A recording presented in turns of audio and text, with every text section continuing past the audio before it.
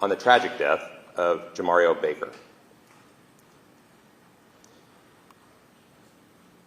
On the evening of June 3rd, unfortunately, during a graduation ceremony at Sem Yeto Continuation School, there was a shooting that took the life of Jamario Baker.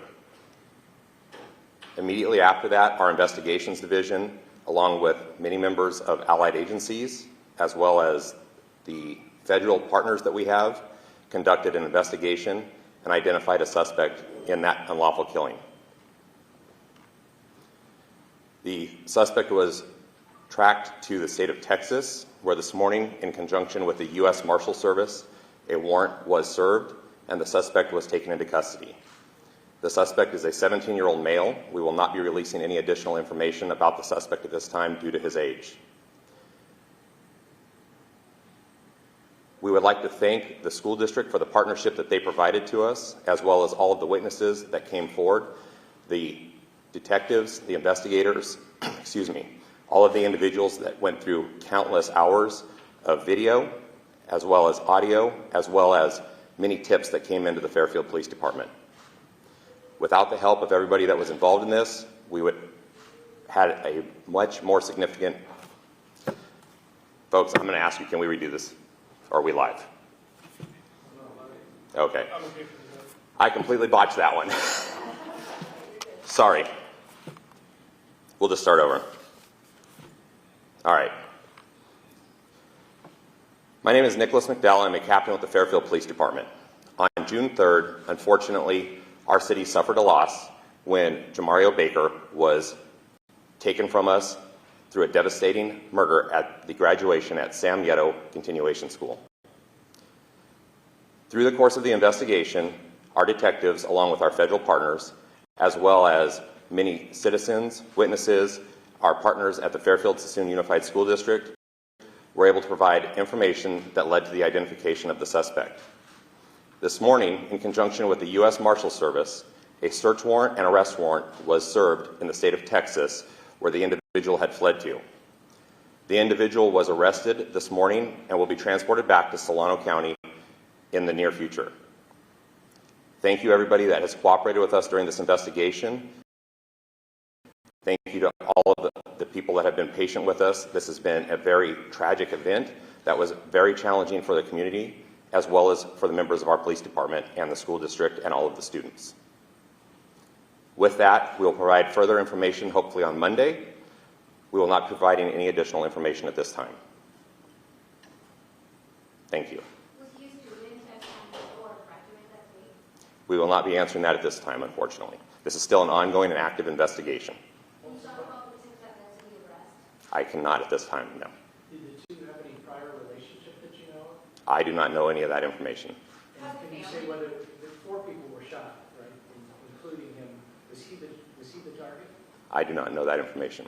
Has the family been notified of this arrest? The families of all of the individuals have been notified prior to any information being released. Can you talk about extradition and the extradition process? How long does that normally take? What can we expect? Normally, it will occur within 10 hours. However, that can't, or I'm sorry, within 10 days. However, that can be challenged. So that is entirely up to the courts and the county, as this was a county arrest warrant, for them to work out the extradition of him back to Solano County. Okay, so it doesn't happen like the same day? No, it will not happen the same day. I'm wondering if you can just touch on, again, when you messed up, you were saying something really important, I think, about all the help that people provided, the videos and all that. Can you repeat that? You would have to be specific to which portion you would like me to repeat. You were saying, you wanted to thank everybody who came forward and helped. There were many witnesses that were present. There were over 1,000 witnesses that day. Many people did provide information that ultimately did help solve this case, yes. Is the suspect from the local area? I'm not prepared to answer that question at this time. Can you talk about the process you guys went through to come to this point? I know community members have been asking a lot of questions of you guys. Can you describe that process that you guys went to? Unfortunately, I'm not going to release any of that information at this time, as this is still an ongoing investigation, and we do expect to hopefully be able to release additional information on Monday. And how quickly did it take you to identify the suspect after the initial shooting? because there is still ongoing investigation and more work to be done, I'm not going to release that information at this time either. That's all the information we can release at this time. Sorry, folks. Where in Texas was he detained? Near the Houston area. Any idea why he was there? We do have information as to why he was there, but we will not be releasing that at this time. And was that a home? Was it a home? Sorry, you're correct, Alice. Okay. Was it a home? Is it a residence? I'm assuming it was a house. It was a residence, yes. Okay. And then do you expect any more arrests, or do you think this is the only one? I am not aware if we will be making any more arrests or not at this time.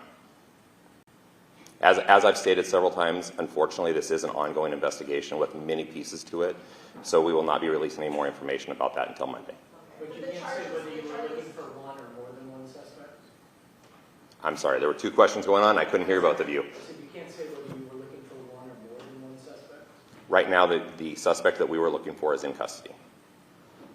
And then if you could just, again, go over the charges. There were others that were injured in this, right? So, There were, I do not have all of the charges in front of me, but he has been arrested on a homicide warrant out of the state of California.